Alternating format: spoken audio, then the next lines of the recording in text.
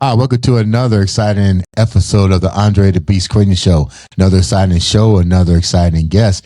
Today, we're going to talk with the beautiful Sheekha, the podcast host of Rise and Tell.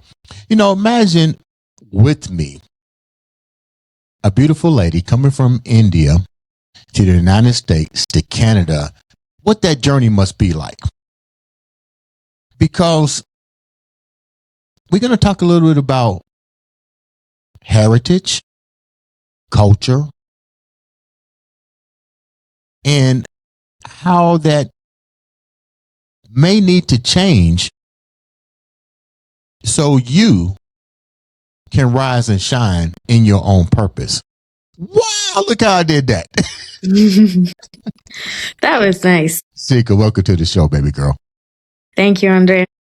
Before we get started, tell the viewers a little about who you are. Sure. I am Sheekha Singh. I am a podcast host. I'm also a published author of 2 books. The first one is The IT Girl, and the second one is Unburnable Ambition. It's about burnout for overachievers. And the first book was about why we need more women in IT or in tech. I have been in the tech industry for over 12 years. I moved from India to the US for my master's degree. And then I wanted to do something and publish books. So I moved to Canada 6 years ago, and now Canada is home. The United States is huge. Yes. How did you determine what part of the United States that you wanted to start your journey? Can you believe that I chose Omaha, Nebraska to start? No, I can't. And I come from a southern state in India. So it was a completely different weather in Omaha, obviously, in the Midwest. But I chose just based off of the scholarship. Whichever institute gave me the most scholarship, that's the one that I went with.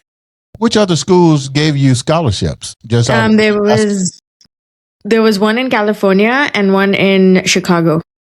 And you couldn't choose the one in Chicago?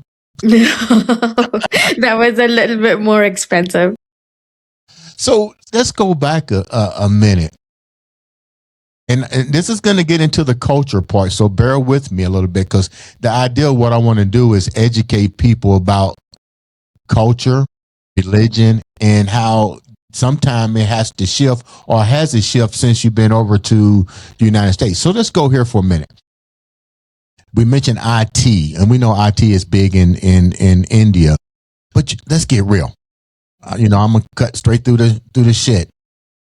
When you're dealing with culture, from what I understand, this may be my limited information. Women in your culture are usually submissive. The man usually controls everything. Because I see it here in the United States. They're covered. They don't make eye contact.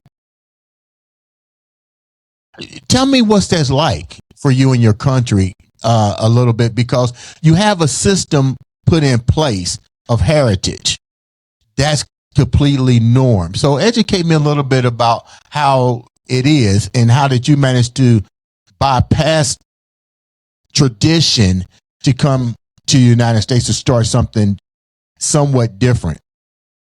My experience is completely different, Andre, because my mom was a single mom. My dad passed away when me and my sister were very young. I was 5 and my sister was 3, I think. And so we lived with our grandma. And so my upbringing was totally different. I got the permission and the freedom to do everything that I wanted to do growing up. And confidence played a huge role. There was nothing my mother said no to. So I think that's what carried with me going forward, even when I grew up or started doing different things. And when culture comes into picture, yes, I love it. I love the culture, I love the food, I love everything.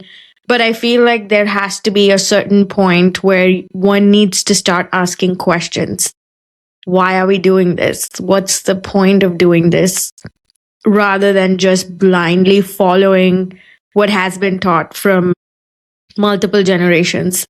And so I am someone who will respect everything, but if something doesn't make sense to me, then there's no way that I'm going to follow that. Give me an idea of what you mean. And I like the way that you said that a lot of people will follow a system, even though they have questions, and they will forego the questions because I think they don't want to, their critical mind won't allow them to because they have a fixed mindset. What were some of the questions that you asked, and why did you ask those questions, and what were the responses that you were getting? Yeah, I can give you 2 examples that come to my mind. And I think I mentioned this previously too.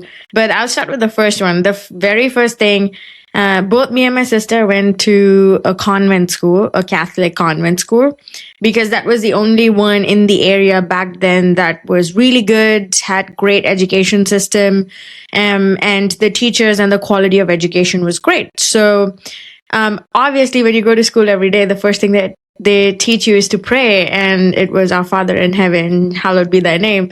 And so when I came back home, whenever we had festivals and ceremonies or anything, my grandma used to do the ceremony, and then me and my sister would sit down and she'd say, okay, pray. And we would go, Our Father in heaven. And she would just get so furious. And when I asked her, when I would ask her, I'm like, why are you furious? Because, isn't like God one, and isn't the point going across that, okay, I want good grades, irrespective of which God it is, I am still praying, and she would have no answer. Wow. So that was one thing. And the second thing is, this happened like 4 years ago. My mom came over to visit us, and my husband, he bought a Dodge Ram truck. And it wasn't even a brand new truck. It was a secondhand 1-year-old truck. And he parked it in the driveway, and my mom got 4 lemons for each tire. And then she put it in front of the tires. And then she drew something on the car. And then she had 2 incense sticks and a coconut, like a ripe coconut. And then she did her ceremony, maybe for the well-being that he shouldn't get into any accident or anything. And then she asked him to drive over those 4 lemons. I'm like, what is happening? Why are you doing all this? And she just had no answer. She just believed in it, so she did it. And I'm like, you need to question, like, are 4 lemons going to save him from an accident in the future? No. No amount of lemons or coconut would save him, but Let me ask this question, and it may seem a little sensitive, but if it is, I'm sorry. How do you think your life would have been? I know it's hard to look into the future based on your culture. How do you think your life would have been different had you not lost your father? Had you had an arranged marriage? Because like I shared with you, a lot of my friends that I came in contact with from India, man, they had straight culture. Like, I remember, I won't mention her name. I remember one of them in particular. I'm still friends with him. They picked his wife out. And I remember asking him this question. I said, man, what if you don't like her? What if she's not gorgeous? What if the intimacy isn't, what you want it to be? He goes, under in our culture, this is what you do. Not anymore. And I was like, wow. And I mean, it was my first education with the culture. I didn't know that they gave groupies, I said, what is that? He said, it's money, but I was still shocked that somebody's going to tell me who I'm going to marry and I have to stay with them. But let's go a little bit deeper. You can clarify this. We had a couple of females that left India for persecution for their husbands, them leaving their husbands, where they was ostracized from communities and shame written and had to flee. And it just made me curious. How do you think your life would have been if your father had not passed? Would you have been forced to follow the same tradition? I get what you're saying. You're strong as hell, But let's get real. The father rules the household in your culture. How do you think that would have? I know it's hard to see in the future, but I'm pretty sure you think about it at times. Like, what would have been different had you not lost your father? Definitely things would have been different, but I do know one thing, that even my dad was different. He was the first man in his entire generation and family and distant relatives who flew from India to Africa just because he wanted to explore and go abroad. And then when we were born, he took us there too. So I don't remember anything. I just have the photographs and whatever my mom tells me. But I do have pictures. I'm like, wow. And I'm talking about like early 90s and 89 and 88. And nobody had even thought of going abroad at that point in time in India. It wasn't the norm back then. So I think it would have been different, but not too different is what I feel. Maybe we would have moved away from India way sooner. And I would, like, instead of 2014, maybe I would have moved abroad way sooner. But yeah, culturally, even though if he would have been the head of the household and if he would have managed things, maybe we would have had more extra ties with his side of the family. Mm-hmm. I think that's it. And then nothing more. Because the school that I went to, that I believe played a huge role in how I am and what I am today, it was the same even when he was there. You're married now. Yes. You got your mom. How does she look? Because let me go back. I'm trying to understand at the same time. Yes. Your culture usually picks who you marry. Unfortunately, your father's not here. How did that whole dynamics change from, you being able to pick who you want now versus tradition? Because how does all that play? Because you're not, even though you're from there, you're not really obeying or following culture. Yeah. So I picked out my partner, and my mom did not have a problem with the fact that I picked out a partner. She had a problem with his color, which is different. Now she's like all gaga over him, and she calls him her son, and they hang out together. What do They you mean his talk. color? Is he African American? No, he's not. He's Indian, but he's a little more darker skinned than I am. Oh, so. okay. Yeah. So, Does that really make a difference? It does. I mean, to her, it did, I guess. It doesn't. Why? I'm curious on that. Not to show any shame. I'm trying to educate the people, but why is that a difference? So in India, mostly, so we think that, actual racism based on color is at a global level very different. But in India, it's so stupid that people differentiate even with different shades of brown. Like, yes, it used to be different, not anymore, but you will still, like, I still hear some of my friends and some of their relatives talking about, oh, I don't care if the baby is, boy or a girl, but I want them to be fair skinned. And by fair skinned, they mean like a little lighter shade of brown, not the white fair. No. Wow, I've heard that before. I just never understood. Is the skin color based on Region or social economics? No, it's totally based on the region, because if you're in the south, obviously it's way more warmer and it's hot and you're near the beach, or it's way too warm all year round. So obviously you tend to become your skin tends to get a little more darker thanks to the melatonin. But yes, so it depends on the region. People who are up north and who live in the eastern areas are usually light brown, in like their shade is lighter brown than what I am now. So let me go here. You mentioned something. Yes. You had resources to fly to go to Mm-hmm. Africa, to go to these other places. Mm-hmm. How does that play out in India, where I believe, I'm not sure, you guys have a caste system Yeah. that if you are poor, you're pretty much going to be poor. There's really hardly any maneuverability to be like American that you can rise up. With that being said, you had an economic advantage, so to speak, according to being able to fly and go to, your father being able to go to Africa and other places. How does that make you different than the other individuals from your country? So, Andre, what you're explaining or what you heard about that used to be the case 20 years ago, not anymore. Now, if you are someone who has had very modest beginnings, but if you get a decent education and a decent degree and you can communicate well, there are very high chances that, irrespective of your caste, you can still get a job.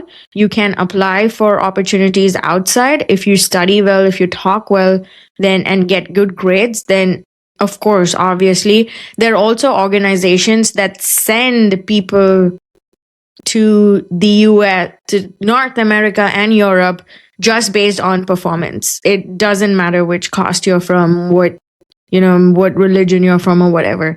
So it's all about you making sure that you are standing out in a country that has over 1 billion people. What about the Way more than 1 billion. Thanks for clearing that up too.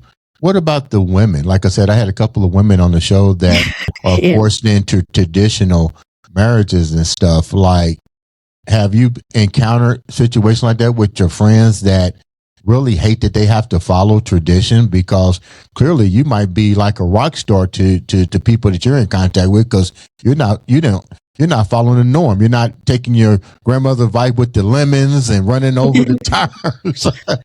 Yeah, no, I do have friends, very close friends, in fact, who had boyfriends, had relationships, but then the minute it came to marriage, their parents kind of blackmailed them and told them that, we will just eat something and die if you don't marry a guy from our religion or caste, or, the one that we choose. So yes, I do have friends like that, and I still hear a lot of stories from a lot of different people back home that say, you know what, they're still stuck in that same old, belief, same old cycle, that generational cycle where, they want to choose and decide for their kids and what they will eat, what they will do, where they will stay, what they will do, etc., etc. So yes, I'm not going to deny the fact that things have changed there. That is still very much the case. But I feel deep down that yes, respect is one thing. You definitely have to respect your parents, your family, take care of them. That's what makes us different. But I feel you also need to have confidence in your choice. The reason why parents do that is because they think that you're not going to make a good choice. You're not going to choose the right partner. So if you yourself have been dependent on someone for your whole life, how is it that you're going to prove to them that you can choose the right partner for yourself? And that's the thing that I see where most people fail.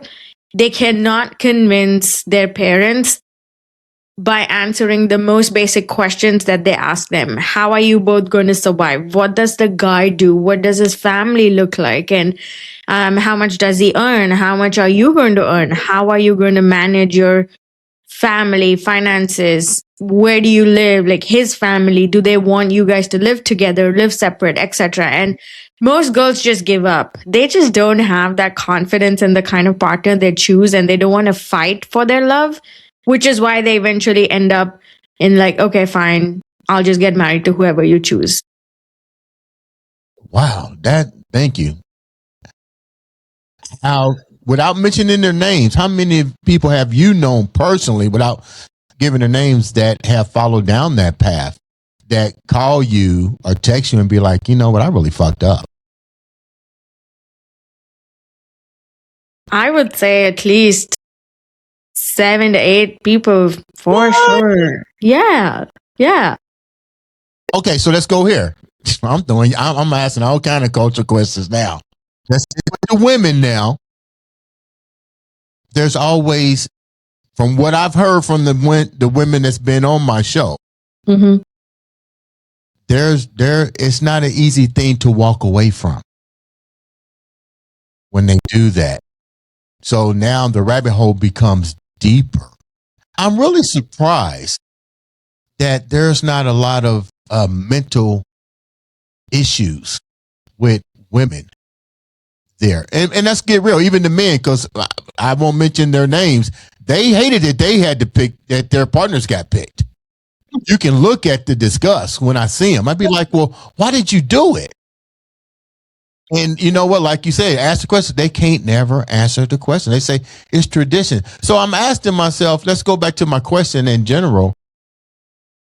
How do you think their mindset is, knowing that it's almost like a yo-yo. They're doing the same thing every day, but they're hating it, trying to figure out how to do it. But at the end of the day, there also comes repercussions if they decide to walk away. What's your take on that?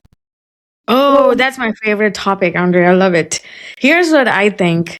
I feel that no matter what choice you take in life, you need to be okay with the consequences, and you should be in a position where you cannot blame the person beside you or the person that you've lived with for your entire life. So, for example, I told my mom when we were talking about the marriage stuff and everything, and she's like, oh, but he's a Christian. And my grandma had no issues, but my mom did, and my mom's supposed to be the cooler one. I told her one thing, and I'm like, hey, listen, tomorrow, if things go wrong with him, you should be lucky that I am never going to blame you for what happened to me. And I feel that applies to everything and everyone. You earn a certain amount of money and you are trying to buy a car that is way off limits. You get yourself into debt, then there's nobody to blame but you and your choices with the car, be it clothing, partner, kids, everything. We chose not to have kids. And it wasn't just, oh, I woke up one day and I decided not to have kids. No, we had a lot of conversations. We did the math, finances, emotional, mental stuff, everything. We took everything into picture, made a list of what we actually wanted out of life, what we wanted to do, our dreams, travel or cars or motorcycle or in different countries, etc., etc. And then I'm like, okay, now picture the exact same thing. If we are going to have kids, would you still be able to do all these things that we listed with a kid? And very clearly, we knew what the answer was, and we're like, okay, this is not for us. Tomorrow, if something happens and if we have the regret that we didn't have kids, then we cannot blame anybody else. We would be responsible for our own choices. So I feel people who compromise for their parents, get into the arranged marriage and hate their life are just giving the next generation trauma. That's it. They are not happy with their life. They're not happy with their partners. They're not going to be happy with their kids, their everything. What is the point in living that kind of life? That too in the most developed country in the world. If you were back in India, at least you have your friends you grew up with, your family, your network, your relatives. It is home for them. But you got the chance to come and start from scratch and build a whole life for yourself and your kids in America or wherever it is in abroad. And why? And you're still not happy with it. You can earn $500,000 and still not be happy. So what's the point? So my take on it personally is if something's not making you happy, you just have to choose what is more important for you. Living a life where you're compromising every day and you're like, yeah, fine, whatever, this is my life now. Or choosing to believe in yourself and walking out of it, irrespective of what the consequences are, but also considering those consequences. You cannot just, wipe everything and be like, okay, I'm off, bye. That's not how things work. But yeah, that's what I feel. How are you perceived? when you go back home? Are you perceived as a rebel, a liberator for women? Culture change. Like, how are you perceived? Are you a Gandhi? No, not well. I'll tell you that. I Really? am not. My mom tells everybody, like her friends, if they come to meet me and if they have kids, my mom be like, "Don't listen to her. She is not a great influence. She will drive you nuts." And I'll tell you an example, Andre. This last year when I was in India, I went to meet my mom's sister and her family, and they're close. I've known them forever. And my cousin got married and has a wife and a 1-year-old son. And we were just planning to go for a lunch. Like the whole family were planning to go for a lunch and then some drinks later and everything. And she was so hesitant because she had the baby and all that. And everyone were in the living room and I'm like, hold on. You have your partner, you're getting your child. Why are you the one thinking about this? And then we were all having our breakfast, and she's the one who's coming and picking things up and going and putting it in the sink. I'm like, why are you doing that? We all have hands and legs, and we will take our stuff and put it in the sink or wash it. And she's like, oh, no, but he's my husband and she's my mother in law. I'm like, no, let them do it. So my mom's like, this is not our house. Don't do that to them. She has to live there. Don't do it. I'm like, what? Oh my God. Like literally when you go home, like how many females actually come up to you and be like, I wish I had made a different choice. Yeah. I mean, I see the disappointment in their face, but I also see the fact that they have accepted things the way they are. And I don't get that because I feel you're so strong as a woman. Like you can give birth to a child, have the child in you for 9 months, face any kind of adversity that occurs, but you still choose to underestimate your power. There are still people back home who say, oh, I cannot leave him because of the kids. I cannot leave him because I cannot do things alone, or I cannot leave him even if the partner is very abusive or they're very, just downright useless. The women will still stick with that same toxic man for years and years. And I don't blame the man. I will blame the woman because it's her choices and she's the one who first spoiled that guy with whatever she kept doing for the guy. And second, I will tell her that you need to start getting more courage to trust yourself and go out in the world, get a job, and then just move the F out and be happy with your life rather than being beaten every night and, getting abused or not being treated properly. I just don't get why women stick to toxic men like that their whole life. You would think that the fathers of these women would step up and be like, hey, this is not cool. They don't do that. That's crazy. Yeah. So let's switch the narrative.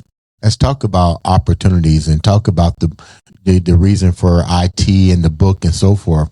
If you're not allowed to, if you're in a cultural environment like that and you're not really, and you're taught tradition, when do you make the shift? Or how can the shift even be made to look for employment without being, cut off? Let's get real.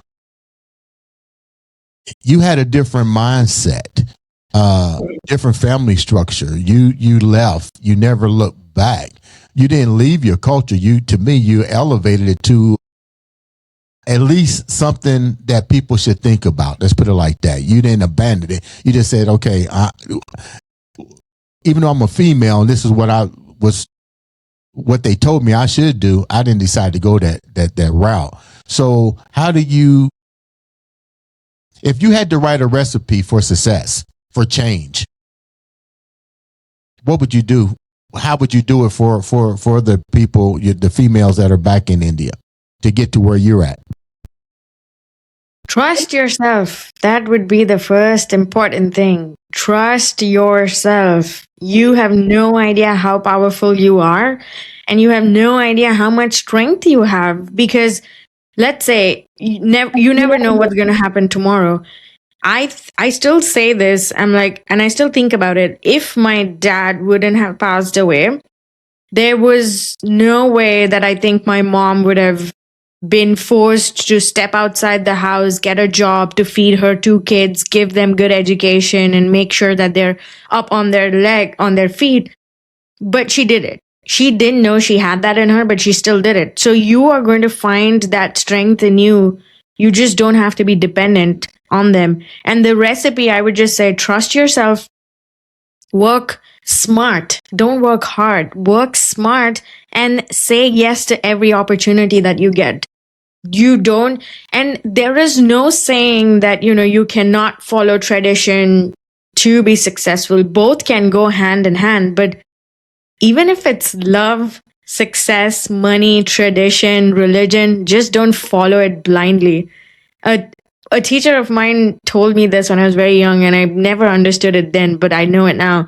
She said, people fall blindly in love. What they need to do instead is stand up in love. And I never understood that, but I understood it years later when I was fighting for him in front of my mom during the marriage thing. So, yeah. I like that. So let's go here real quick. You mentioned IT and women, Yes. and the like of and so forth. Explain the reason how all that came to be. Yeah. When I moved to Omaha, I got a job. Amazing people, great company. It was a startup. It was in fintech. And what I noticed was in a team of 10 people, there would just be one or two women. Everybody else would be a man. And I understood why they always had that tag that IT is a male dominant industry. And it was so different for me. And that was a culture shock because back home, even in an engineering class, like a computer science engineering class, the ratio of girls to guys wasn't that huge. We would have at least 1.5 rows of girls. I mean, we had 3 columns of benches, and then 1.5 would be girls and the rest would be guys. So it was almost not equal, but still not too bad either. And so that was a shock to me because when I came here, I'm like, what? Why are there not enough women here? And then over happy hour, a couple drinks, one of my teammates, she said, she was a developer, and she said, very smart girl. And she said, you know what? In the US, girls think that IT is tough or that it's very complex. And as a kid, if you are into science, math, technology, then you're considered a nerd, or you're considered, a geek, or you're too bookish. And so people don't want that. And so that's why they never venture into knowing what computer science is, what programming languages are. I'm like, but that's not correct, because there's so much more in IT, and there's so many roles that do not require you to know programming language or anything about computers. Like if you are someone who can handle a group of people well, and if you can manage them, then you can easily become a scrum master. You can become a project manager, a product manager, and you don't have to know a single line of code. You don't even have to know how things work. So that's the beauty of it. That awareness was lacking, and I wanted to fix that gap. So that's when I wrote the book, The IT Girl. It has a list of jobs that do not require coding, their average median salary in the United States back then in 2021. And I had a framework where I teach people, if you're good at something, map those skills to a role in the tech industry. Wow. Wow. You sure they ain't trying to recruit you to come back home? Man, you have dropped a lot of information today. Let's go here before we wrap up. You got a podcast. Tell me about it. What was the reason for it? And I love the title. Thank you. Thank you, Andre. The reason for it was, I had this feeling where I started questioning things. And I'm like, okay, the version of success that was taught to me was very different. like everybody says, get settled, buy a house, get a car, start a family, etc. And I'm sitting here and I'm thinking, okay, I got all those. Now what? This is not giving me happiness and I'm not satisfied. And so I had the first book and I'm like, okay, I need to do something more. Because I know I can do something more. And I like to talk. I like to ask questions. And I had the idea for a podcast in my head for a very long time in some corner, but I just didn't have the time to act on it. Right. And then I thought, okay, there's so many people who get, big shot guests, but nobody talks about common people like me who've gone from, not me, but, other common people with modest backgrounds who've gone from nothing to something. That's how I got the idea and I started getting guests. And it's been going great since the last 2.5 years. Who's been your most inspirational guest? I know that's hard to ask because people ask me and I say, look, over 1,000 episodes, I couldn't tell you. But who has been some of the most exciting guests on your show and why? So there have, like you said, a lot of them, and I cannot compare. But there was this one person. She was the producer, a Hollywood producer, and I actually have her review on my second book here on the cover page. Bella Fahum, her story, she as a person was very inspiring, and I loved her work ethic and her principles, and that she was self-made and nothing stopped her after her first thing didn't work out. Yeah, very inspirational. So I would say Cabela. When I noticed something you touched on, that you said she never stopped. Yeah. You've never stopped. What keeps you going? What keeps that beast mindset going for you? Because let's get real. When you go back home, a lot of people ain't ready for you. You vibrating way up here. But there's a lot of women do resonate with you because you're like, let's call it what it is. You're like a female Gandhi. They wish they had that courage to step out of tradition and say, you know what, like you said, how can I combine tradition and my new way of thinking? And it's old saying, you can't make everybody happy, but you are definitely happy. So what keeps that beast mindset going with you? I feel like I still have so much potential and I haven't lived up to it. And I just want to see what that looks like if I am using 100% of my mind and my body and my battery and everything. I just want to see what that looks like. So that's what keeps me going. And I have a very bad habit. I don't know if it's bad or good, but I have a very bad habit of asking, okay, what can I do next? How can I grow? What next can I learn? Teach me something that I don't already know. So that's what keeps me going. Okay, I got to be around to watch all this evolution take place with you. You know that, right? So what's next for you? What's next for you? Let's see. I want everybody to know my name without my last name. I don't know if you noticed, but I did not add my last name here, and I did not even add it on my book. I just have it as Sheekha S instead of Sheekha Singh. Yeah. Because I feel the minute your last name comes into picture, people judge you and they already have a preconceived notion in your head.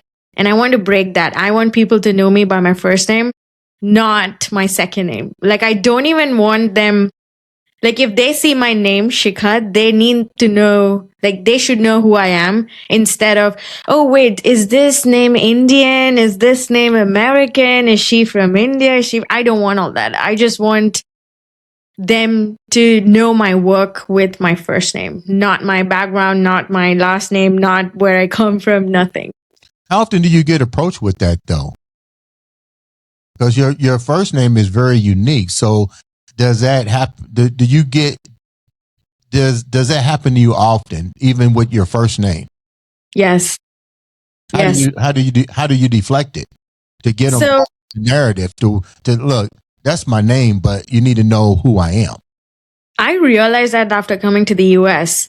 And I have coworkers from the US, actually all over the world. I work for a remote company. But like I said, the minute they know who you are, your color, everything, they just have this, and cliches are there for a reason. They are true. That's why it's a cliche. But I just end up explaining to them that, you know what, I bungee jump, I fly out of airplanes, and I do things that I don't think you would have heard anybody even in your neighborhood doing. So then when I see the shock on their face, I'm like, why are you shocked? They go, oh, but you're from India and you're a woman and you're this. I'm like, okay, no, that has to change. Wait a minute. You bungee jump and you jump out of airplanes. Yeah. Okay. That's on my bucket list. And you've already done it. It is so much fun. Bungee jumping is so cool. Okay, that is totally crazy. You're a different breed of women. Let's call it what it is.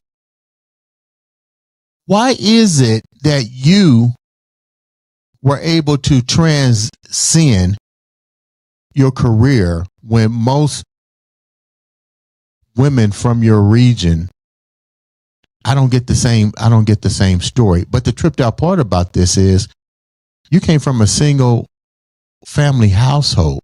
Yes. I'm not trying to put you on the spot, but no, all good. I need to know, because I'm getting so many different versions of beautiful women from India that's telling me completely different stories. And here it is. Not saying that the stories aren't valid, but I want to know how you got to be where you was at, where you at currently. I think it's the feeling and the courage and the confidence on, like, you need to be confident about yourself.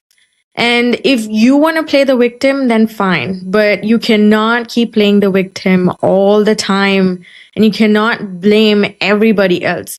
At some point in life, I think you have to sit back and think, okay, I have the choice.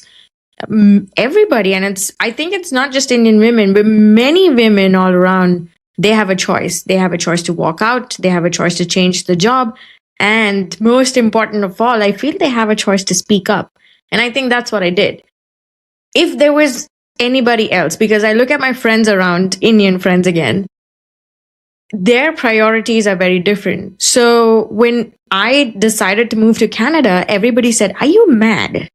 You have the H-1B, like you are living the dream. What is the H-1B for people like myself that don't know what that means? Yeah, sure. It's the work visa. So if you've come to the United States as a student visa, the next step after you get your degree is the work visa. And that's something that's very competitive. And now the rules have changed. Back then, when I was working from 2016 to 2019, the rules were, it would be a lottery system. And I think they would issue only 80,000 H-1B visas, but the number of people applying for it would be 300,000. But I know you tapped on something. I'm trying to be politically correct here. So let me, forgive me if I say this the wrong way. No worries.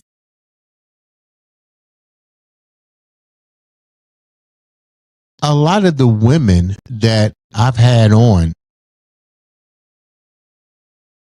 is culture based, but you have changed the culture base to being more of an independent base. So how difficult is it for a female from India when you talk about regions? Okay, because I'm pretty sure it's huge. That culture belief has to be pretty, let's say 98.6% of a lot of women that don't think the way you think. So what message would you give them? Your podcast is about, saying, hey, you can do this, but let's get real. When you're embedded with so much culture and religious culture and told this is how it can be, are you going to be turned against? What do you tell somebody like that? Are you being true to yourself? Or are you faking it just to make everybody else around you comfortable? Because that's what I do. So when I meet my friends and when they invite me over for any religious event or anything, I ask them, do you know the reason why you're doing this? Like, for example, if you exchange rice, there is a whole thing where women exchange rice with each other and it's uncooked rice. And then they exchange some other stuff. When I ask them, do you know why? Like, what's the reason behind you doing this? Yes, you're doing it for, religious reasons, but what's the actual reason? Why is it rice? Why is it not something else? Why is it just women to women? Why is it not men? They don't have an answer. And so to me, it's very astounding. For example, like my mom and my sister, they're religious. My grandma was super religious. She would make us do everything. I went to a Catholic school growing up, both me and my sister. And my grandma, when she would do all the ceremonies at home, because we were kids, my sister and I would sit there and say, "Oh, our Father in heaven." And she would get mad. I'm like, "Why are you mad? Isn't like every religion teaching that there's just one God and everything's the same?" And she's like, "No, you're a Hindu. You're supposed to learn what I'm teaching you, and you're supposed to know all these things." And I'm like, okay. After a while, I stopped questioning people because I just didn't find any rhyme or reason. They were just doing it for the sake of doing. For example, there's this huge belief in the Indian community to not eat non-veg, to not eat meat on certain day. And they give the label of a certain type of God.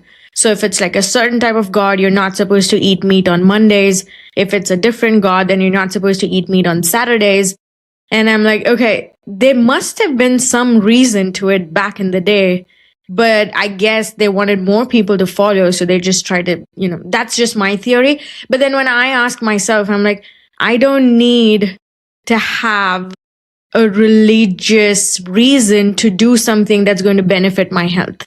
If I don't want to eat meat on a certain day, I'm not going to eat meat, but I'm not going to put a label on it and say, oh, I'm Indian, and this God is going to be upset with me if I eat meat today or if I don't eat meat today.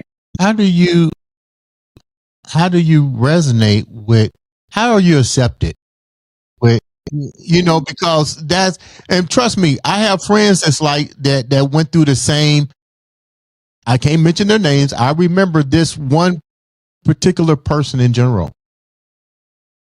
He wanted to marry somebody else. He came to America and wanted to marry somebody. His family, now they're group, is it called groupies that they give you? Yes. They came from a lot of groupies, a lot of money. And he was like, Andre, I don't want to marry her. And I didn't see him for a long time because he went back. 5 years later, I seen him at the Target. Hey, how you doing? Blah, blah, blah. He remembered me, and it was almost like he was shamed because he had to marry the individual that his family picked out. Now, he married her, had kids, the whole 9 yards. So I talked to some other friends that knew him. It was like he didn't want to marry her, but he had to go with tradition. And I'm thinking to myself, when do you just break the cycle, says enough is enough? Exactly. Anyway,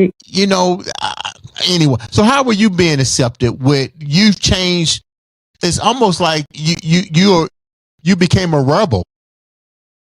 I did because I wasn't getting answers, Andre, and the answers that I was getting didn't make sense to me. And so when I go to meet people, I set boundaries in a good way. I used to suck at doing that, but now I set boundaries. So I tell my friends, if you want to hang out with me, don't use the reason of a religious event to invite me to your place for a lunch or a dinner. If you want to cook, first of all, you don't need a reason. So if you invite me, I'm going to come anyways, but don't have that tag or that religious tag and say, oh, it's this festival and I want you to do this. And then, it's that. So I think my friends have understood, like, this is how I am, and they don't bother me anymore. But yeah, it took a lot of explaining from my end, and my mom still gets angry at me. And if I do certain things, I'll give you an example.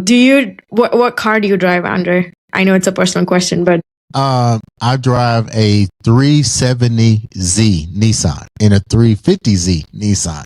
Nice. Okay. So my husband was into trucks. And so he got a Dodge Ram, 2 years ago. And my mom was visiting us in Canada. And he got it from the showroom and it was a used car. But she said, hold on. Before he even drives it out of the driveway, there is something that I need to do.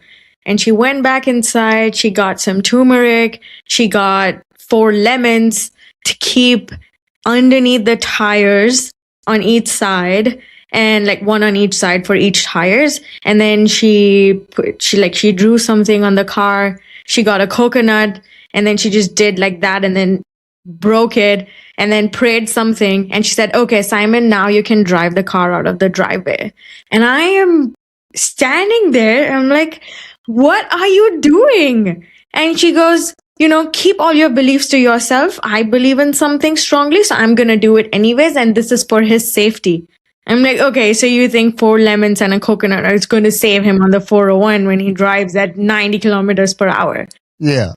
But it is what it is. I still get that resistance a lot from friends and family. But I've understood that's only because even they have not been taught to question certain things. Okay, thank you so much for coming on the show. But before we wrap up, how can the viewers reach out to you, get your book, and follow you on your podcast?